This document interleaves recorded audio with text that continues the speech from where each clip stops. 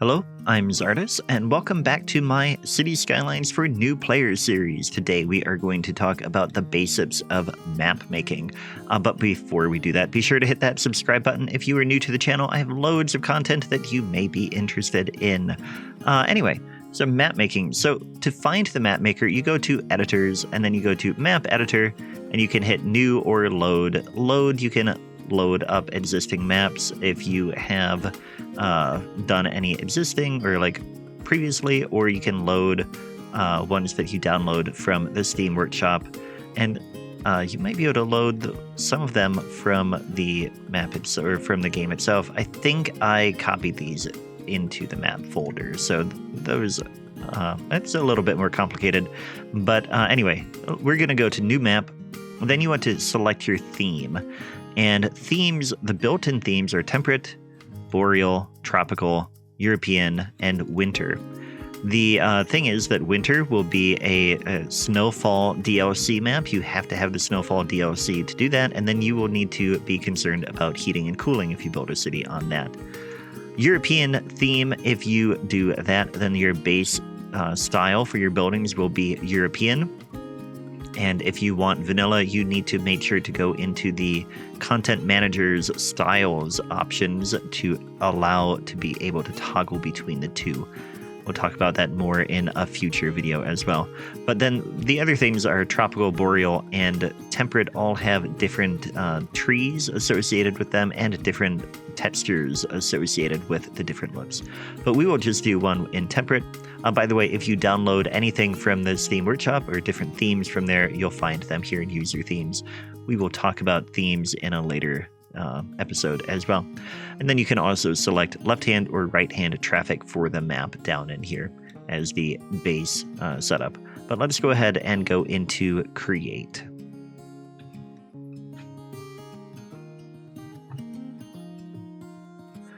Okay, so when you load up the map or the editor, this is what you are presented with. You have a list of requirements. You have to have a water stream in the starting area and one incoming and outgoing highway connection. And then there are some recommended things to do. But before we get into more of that, let's just take a look at how things look. So if you zoom out, you can see all of your map that you are looking at. The grid you see is the playable 25 tiles that you can utilize in the game without using mods. Again, when you are not using mods, technically you can only build on 9 tiles through the game, but you can select from the 25 in the center of the map. So if you're building a map that is to be played without mods, that is the area you really need to focus a lot more attention on. The exterior of that will be more background that you might want to do. So let's take a look. The other thing is that the darker colored grid here is the starting square. That is changeable. We'll talk about that in a little bit. Zoom in here and we'll talk about the different things you can do down here. So terrain, first of all, this is just terrain tools for editing. They are a little bit more advanced than what you can do in the base game. There is a mod called Extra Landscaping Tools that will allow you to do this style of landscaping editing in the game itself. But in the map editor, you do have a few different controls. You can raise and lower, you can level, you can soften, and you can slope. Those you're used to, but this is not something you're used to. The adjustable brush, the adjustable brush strength, and then the different styles of the brush. So those are things to keep in mind. If you want to raise or lower, of course, left click will raise, right click will lower. You can also, if you go to level, it will give you the terrain height that you want, or you can right click at the height that you are trying to level to. So you can see I'm right clicking down here. That's only 16 meters from the ground. This is 60. We're going to level that all back out. So those are different things you can do in there. These two are height maps. Height maps you can get to from, there's a few different things. For example, I did at one point, I created in Photoshop this height map that is just, we'll import, it is Czardus 10,000 subscribers. That was a while ago. I have a bit more now, but that is one thing you can do. You can create a height map in Photoshop or somewhere else, whatever you want. If you want a face, if you, I don't know, want an elephant or something, you can have a height map of that. Or you can go to a website called terrain.party, and there you can download height maps that are the right size for Cities Skylines anywhere in the world. It depends on what sort of topographic stuff is available, but let's go ahead and we will load up, say, the one for Detroit.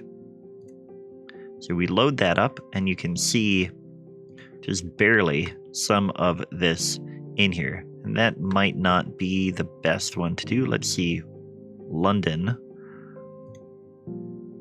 or Southwest height map. This is one that I created. This is for my Sinagua map. And what it does is, this one in particular takes a combination of the Grand Canyon and some other terrain in Arizona, and I put them together in Photoshop. You can do that if you want, or you can just take a height map. But this one is a good one to show off in the map editor, I think, because of the difference it does. It automatically, like, importing the height map really gets your terrain according to the height map information, but it does get it a little bit blocky. So like over here, this is pretty plain. So after that, you'll need to go in and smooth it out a bit here. So soften, and you might want to soften some of those edges all through your map where you don't really want kind of that pixelated look. So that's one thing to do with a height map after you import it. The other thing is you want to add water. So water works this way. You have your water source and you have your sea level.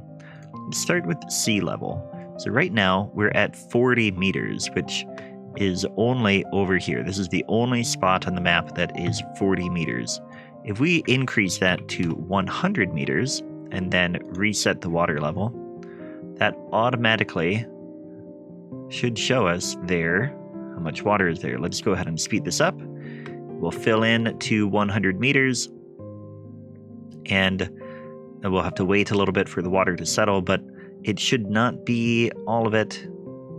It's going to fill in, and then it will settle, I promise you.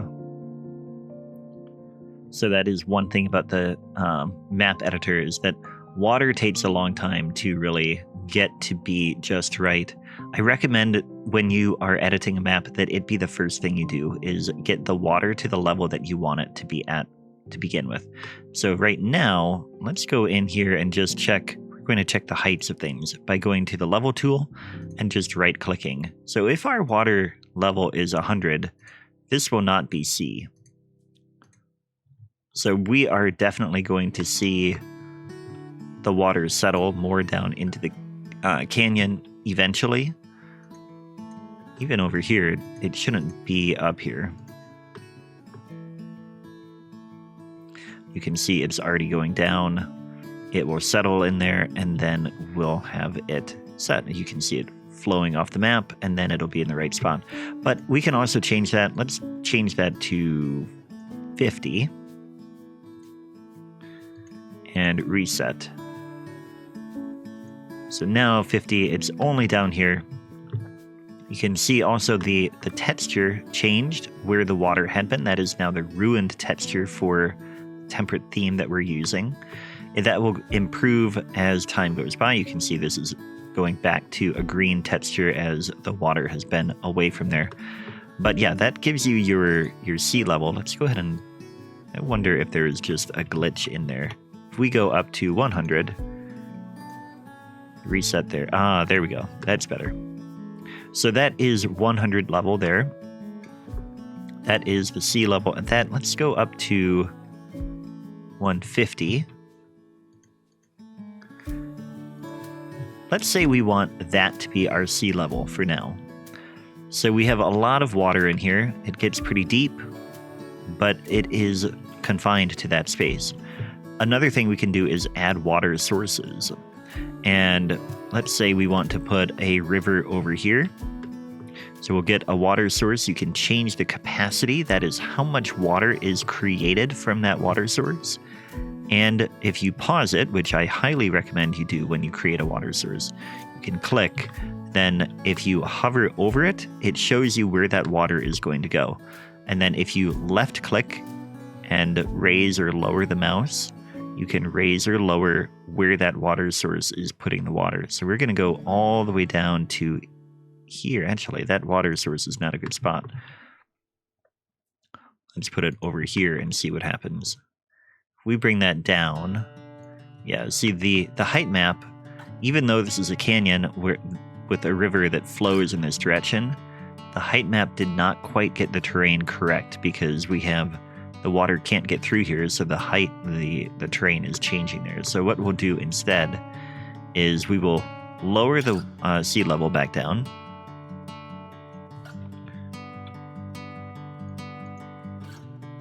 And there we go. So that's back down to there.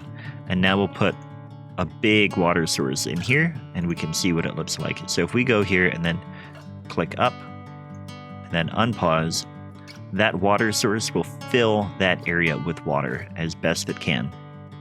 A couple things to keep in mind is that this water source it will fill up to that level. If we add another water source over here and we set it to a level that is lower than that, it will act as a drain.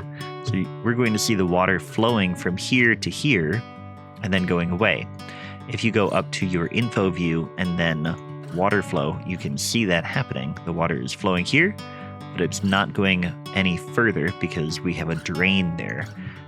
That is a trick you can use to just get your water flowing the way you want it to, especially out in the sea.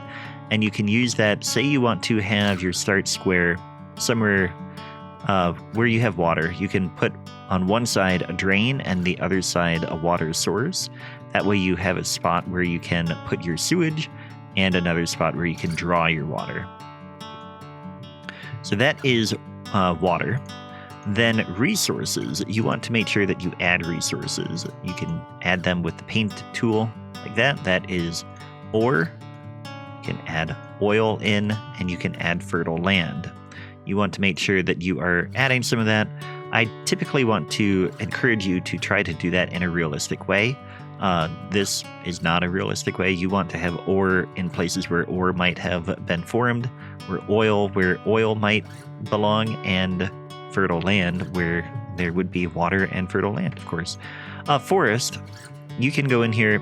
A couple of things to note. The tree brush, you can use that. I recommend using mods for adding trees when possible because like the forest brush mod is really good. You can do a mix of trees, whereas this brush is just one tree at a time. And so it can be hard to get a forest look.